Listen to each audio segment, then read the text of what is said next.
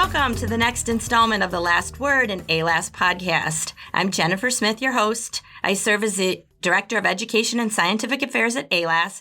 I'm also the Managing Editor of the AALAS Journals. Today we have a really special interview with our new editorial team of the AALAS Journals. I'll be talking with my friends and colleagues, Drs. Mark Suckow and Mike Fallon. So let me start by introducing our new Editor-in-Chief, Dr. Mark Suckow. Mark's a seasoned lab animal veterinarian, respected figure in our community. He's currently the Associate Vice President for Research and Attending Veterinarian at the University of Kentucky. Mark's also a scholar. That's evidenced by his 150-plus peer-reviewed research articles, numerous book chapters, book editing, and as well as receiving over $10 million in research funding. His dedication to the AALAS community is further demonstrated by his service to AALAS, as well as the AALAC Council on Accreditation. Hey, Mark, thanks for joining me today. I think it would be great if we could start by just hearing a little bit about your background and why you were interested in becoming our new editor-in-chief. Well, thanks, Jenny. I guess my interest in laboratory animals really goes back began at a young age, when my mom believed I was too irresponsible to have a dog for a pet. So instead, I was allowed to have mice, gerbils, guinea pigs, rats, that sort of thing. So my fondness for those animals grew, and after graduating from veterinary school, the idea of a career in laboratory animal science was really quite appealing. Spent the entirety of my career in laboratory animal medicine and research. First completed a residency at the University of Michigan, and then served in variety of roles first at Purdue University, University of Notre Dame, University of Minnesota, and now the University of Kentucky, where, as you mentioned, I'm Associate Vice President for Research and Attending Veterinarian and Professor in the Department of Biomedical Engineering.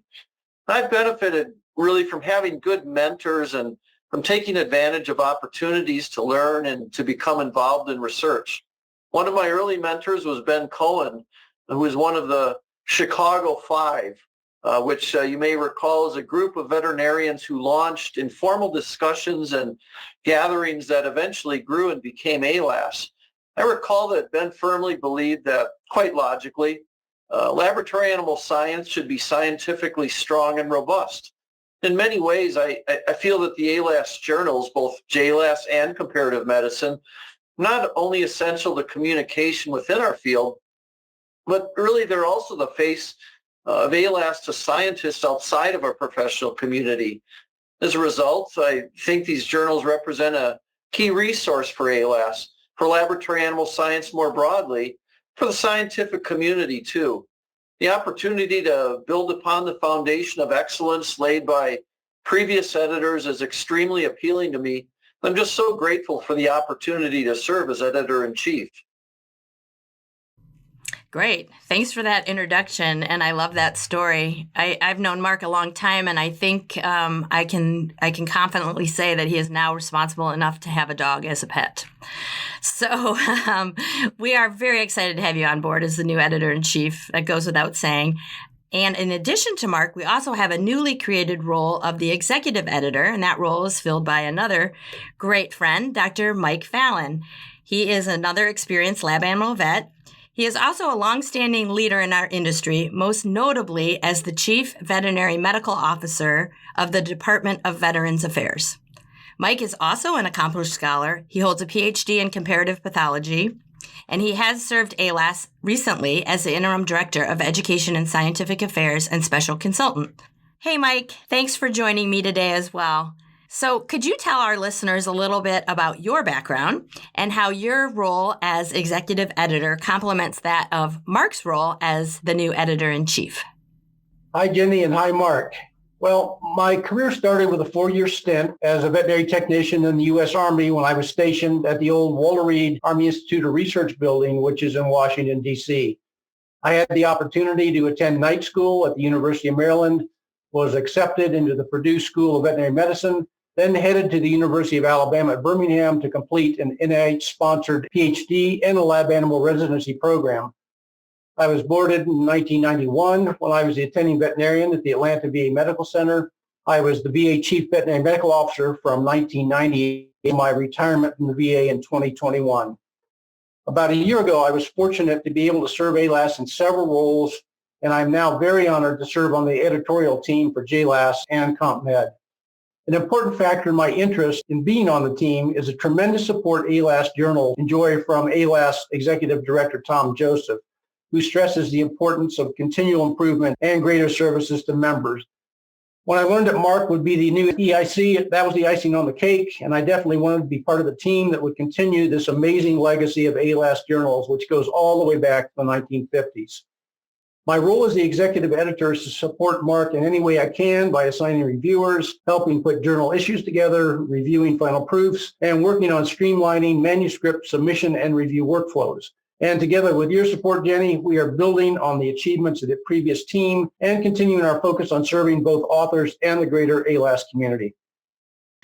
All right, Mark, here's a question for you. Now that we've discussed these new roles, it would be really great for you to talk to our listeners a little bit about your vision for a potential associate editor role.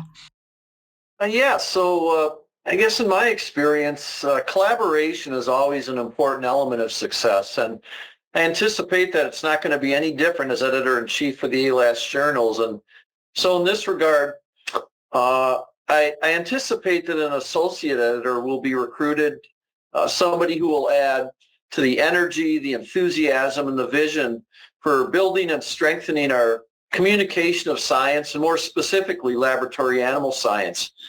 The associate editor will work as a partner in this effort.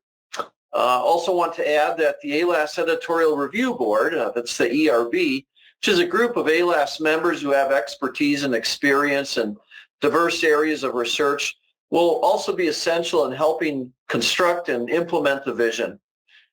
My vision for the AALAS journals is to position them as the go-to destination for technicians, scientists, veterinarians, and others who are seeking to publish and communicate research results and information related to novel ideas and approaches, as well as innovative discovery that move forward all aspects of laboratory animal science and comparative medicine.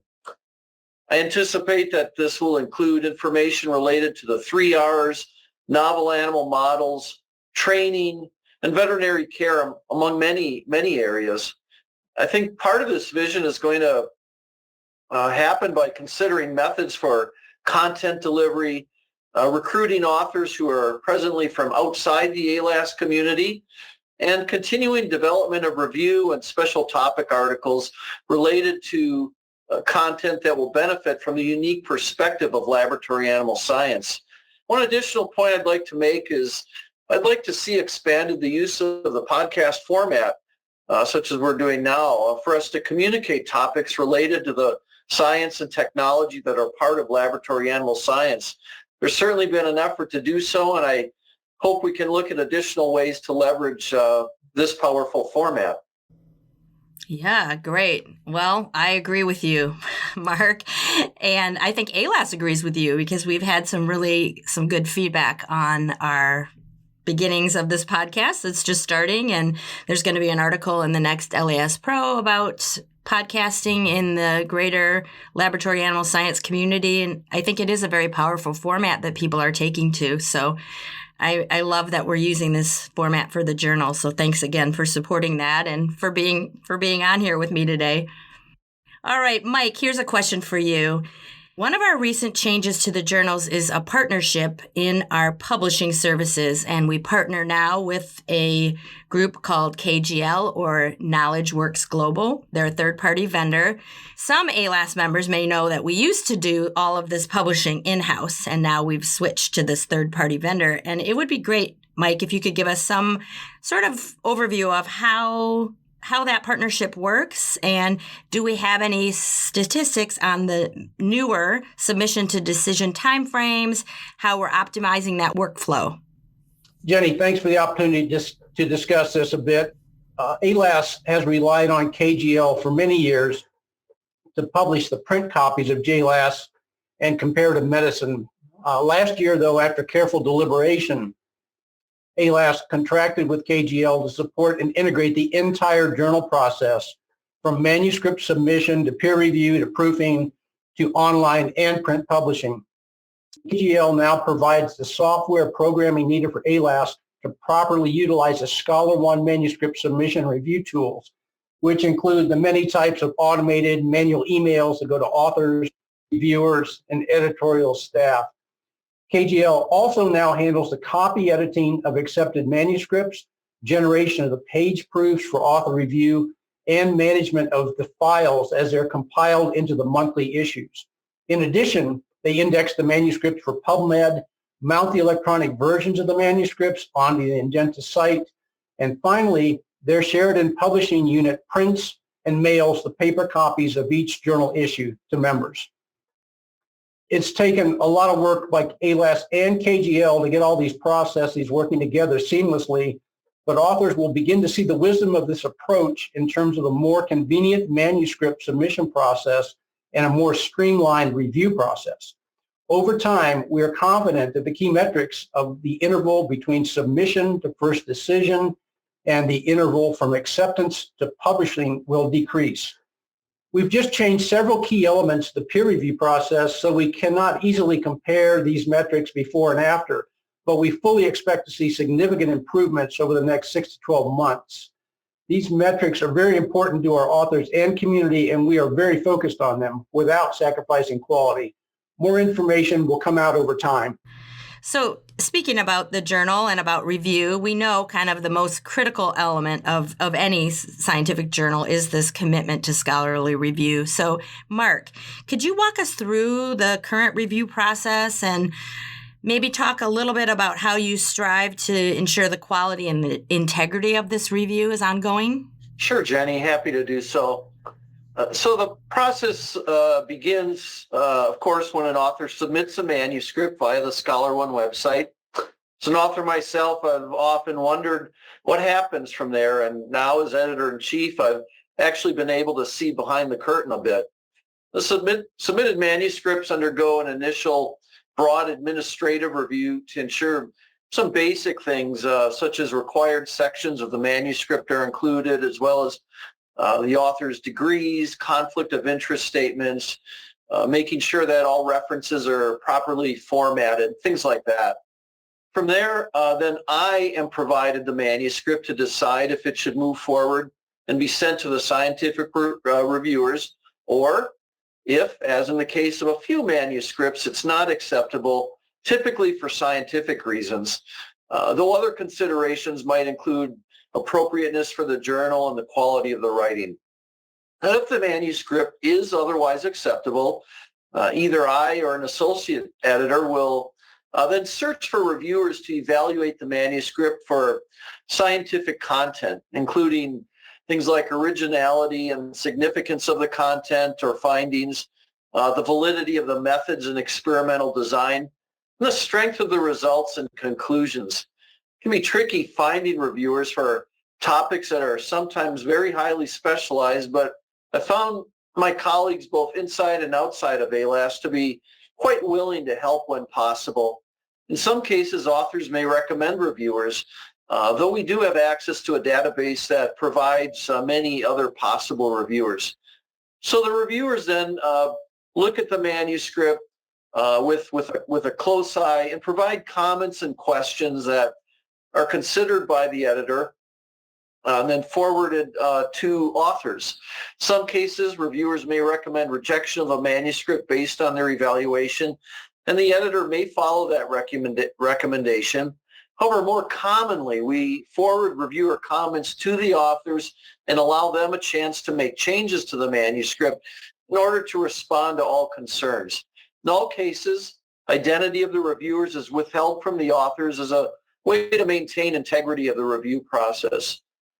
Authors can then submit the revised manuscript back via Scholar One. The manuscript will undergo additional review to establish that all reviewer concerns have been adequately addressed.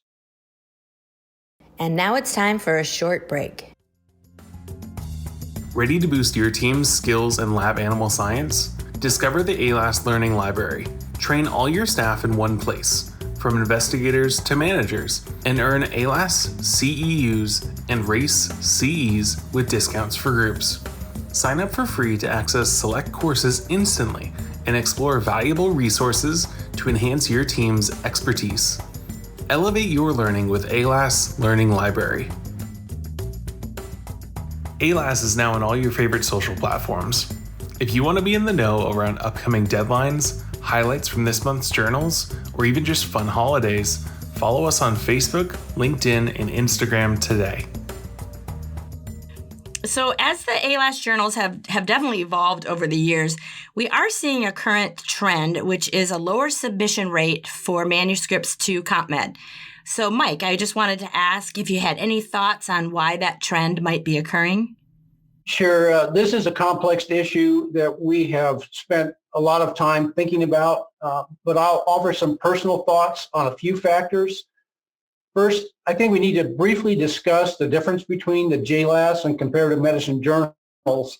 Simply put, we can consider JLAS articles to primarily address the healthy animal, including colony and IACUC management, husbandry, anesthesia, analgesia, euthanasia techniques, and descriptions of some experimental techniques.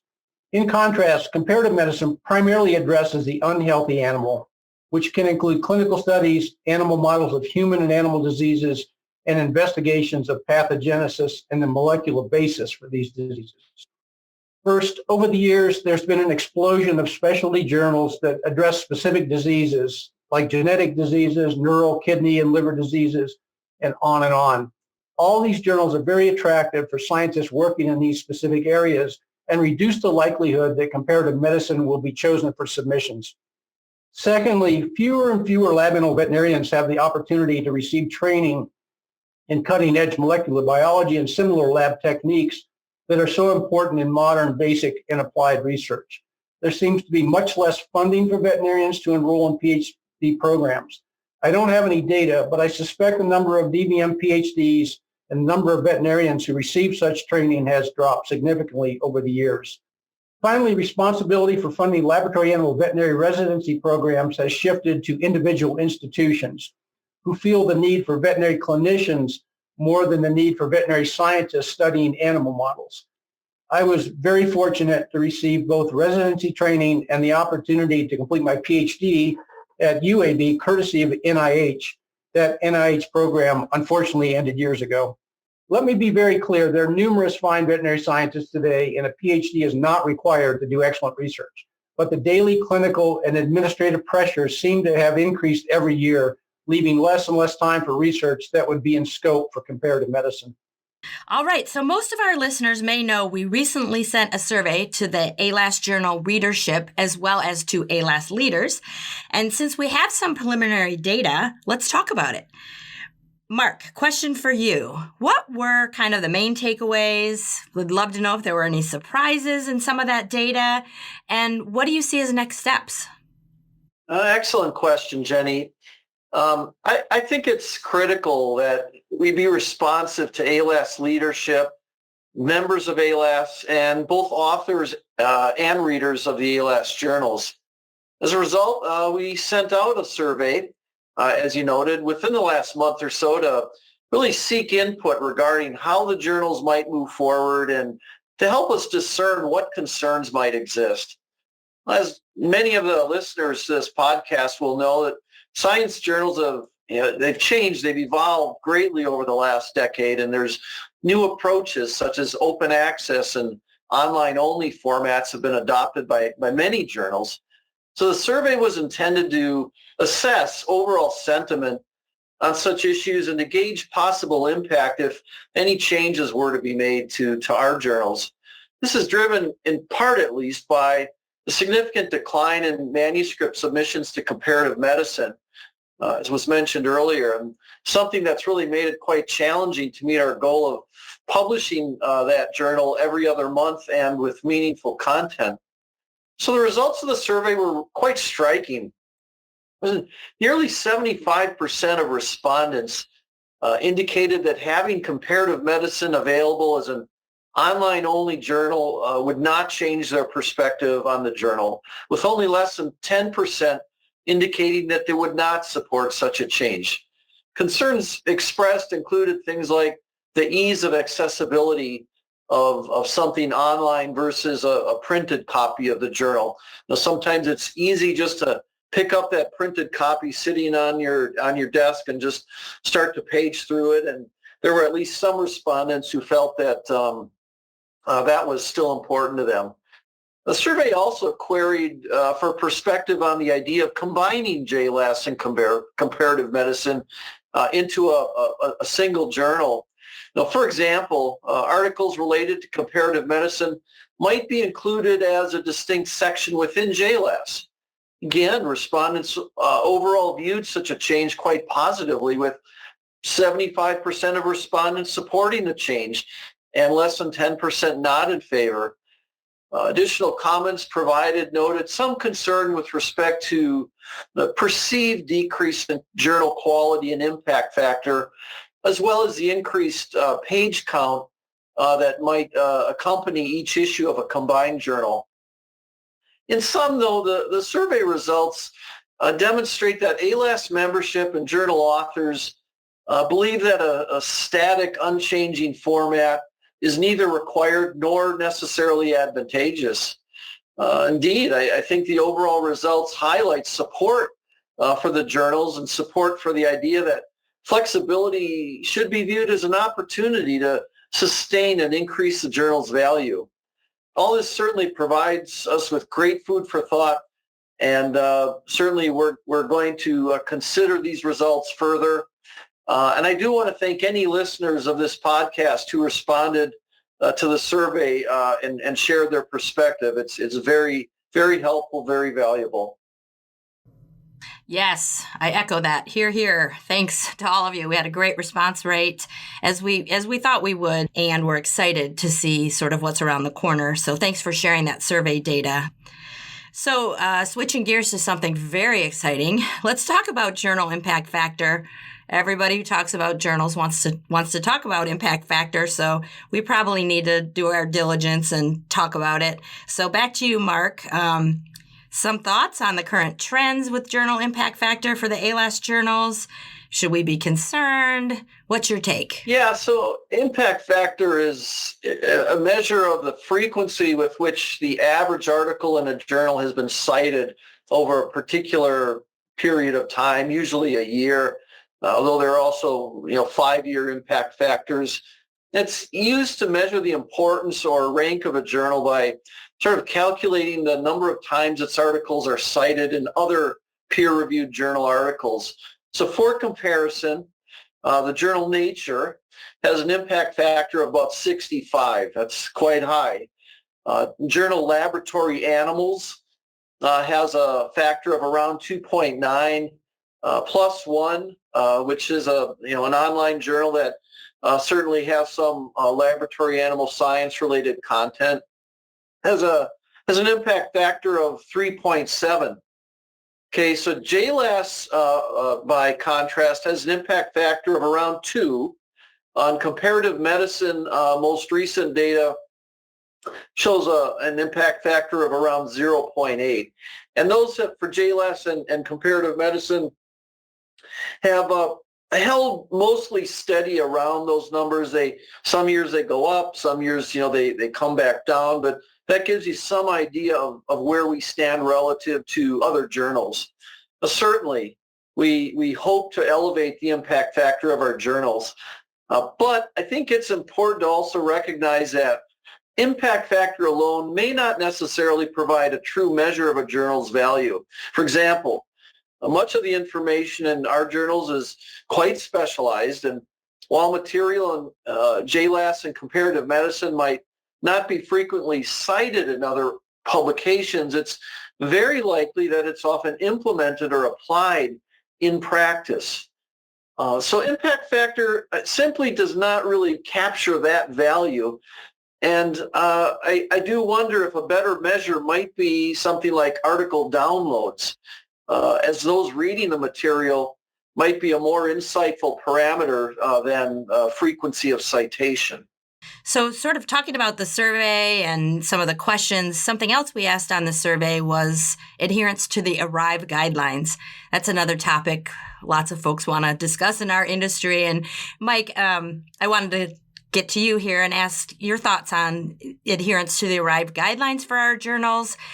I know we asked some of these questions in the recent survey, so we'd love to hear a little bit more about that and find out if any of that sort of survey data surprised you. And I guess the hot seat question is this something AALAS should continue to adopt? I was pleasantly surprised that our community is aware of the ARRIVE 2.0 guidelines. And as background, they are meant to improve the quality of reporting in articles that involve animal research, with the goal of increasing scientific reproducibility and translational success into human medicine. We are still analyzing the survey data, and again, thank you to everyone who participated. But there are some clear trends regarding adoption of the guidelines by AALAS journals. In the survey, a large majority of respondents were familiar with or aware of the ARRIVE guidelines, which is striking.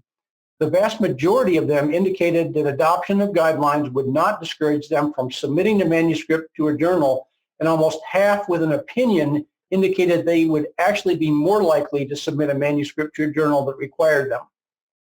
The other half with an opinion indicated they would not be less likely to submit. So we see broad support for ARRIVE guideline adoption. Additionally, there are some other significant incentives to adopt them. In 2023, NIH recommended that PHS award recipients include information addressing the essential 10 ARRIVE recommendations in all NIH-supported animal research publications. And the ARRIVE guideline website notes that 1,000 journals already support them. Frankly, as a worldwide leader in animal science and medicine, AALAS will have to strongly consider full adoption of the guidelines and whether to incorporate them into the submission requirements. Personally, I fully support adoption of the ARRIVE guidelines for the reasons I just discussed. So, Mark, back to you. Question about the Editorial Review Board, or the ERB. I think some of our listeners may not know much about the ERB and would love to know sort of more about that.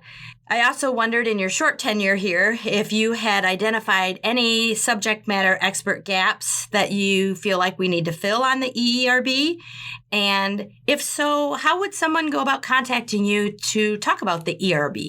Yeah, so as I mentioned earlier, the ERB is a group drawn from AALAS membership, people who have expertise and experience really in a diverse range of research, given a charge to provide guidance to the editor-in-chief.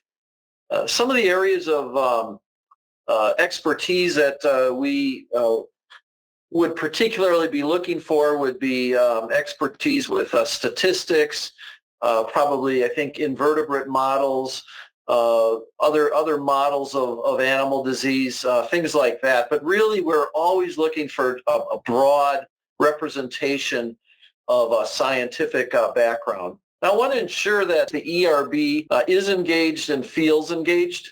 So toward that end, I hope to expand upon the current model of convening the ERB once a year at the annual national meeting and have maybe an additional meeting online each year, maybe even quarterly meetings. Frequency has to be discussed, but I think more than once a year would be helpful.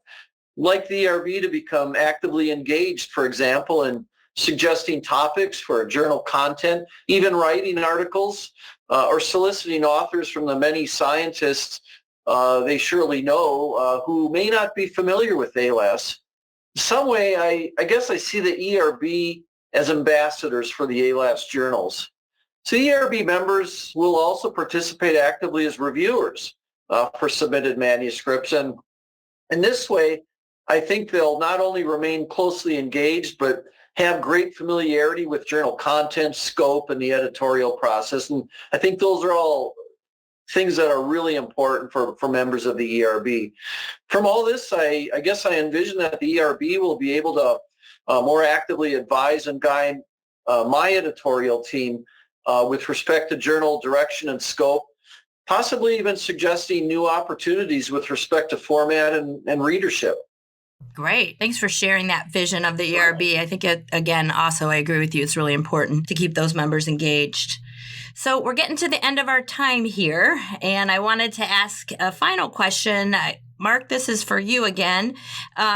We do get a lot of inquiries for folks who want to publish in our journals or they want to review manuscripts. And from your perspective, it would be great just to sort of hear any of your seasoned advice for authors trying to kind of get something together to submit to our journals, or somebody who really wants to maybe learn how to review manuscripts for our journals. Could you address that finally? Yeah, so for authors wishing to submit to our journals, I think my advice is relatively simple. And that's ask questions if you're uncertain in any way with respect to the guidance that is provided in the instructions to authors on our website. In addition, I always encourage authors, especially new authors, to take time and develop a complete manuscript that you really feel accurately communicates your work, and always proofread and enlist additional proofreaders. I do so myself, and I'm always surprised by the great suggestions a proofreader can offer, all the things that I've missed as an author. And finally, I think invest time into using good figures and tables in your manuscript. It's true, a picture can tell 1,000 words, but really can only do that if it's clear and well-designed and concise. And Jenny, we're always looking for new enthusiastic reviewers. We get manuscripts on a wide range of topics, so we need reviewers with a wide range of expertise. Of course, we ask for a more than cursory review of manuscripts. Comments provided by reviewers should be expressed, of course, in a courteous manner, but some manuscripts may require significant improvement, and reviewers should not necessarily withhold suggestions that will help guide authors in their reviews. For anyone wishing to be a reviewer, reach out to me. Always happy to provide more information and can certainly add you to the list based on your expertise. Great. Thank you, Mark, for that information. And we really appreciate how welcoming you are to our community that wants to get started with submitting manuscripts and or reviewing. So thank you again. So for our listeners, can you, Mark, give us your AALAS email, please? Yeah, so that's marks@aalas.org. So marks@aalas.org. Fantastic. And Mike, what about you? Can you give us your AALAS email, please? Sure. My email address is mfallon, that's MFALLON, @aalas.org. So that is all the time we have for today. Mark and Mike, thank you so much for joining me today on this podcast. You know, this podcast is dedicated to the scholarly research that comes from the AALAS journals. And so this was such a great opportunity to get to know our new editor-in-chief and our new executive editor better, and to learn more about how they see our vision for the journals moving forward. We have inherited such a wonderful foundation, and I really look forward to seeing where we're going in the future. So for everyone listening, we invite you to subscribe and leave us your comments and the questions in the section box below. Additionally, we invite you to consider submitting your current or future research to the AALAS scientific journals. That's JLAS or CompMed. You can also follow us on our socials, get more information. You can email us at info@aalas.org. We really want your feedback. We want to know what you think about our episodes. Finally, thank you all again for listening to The Last Word in AALAS podcast. Be on the lookout for information on our future podcast episodes coming monthly.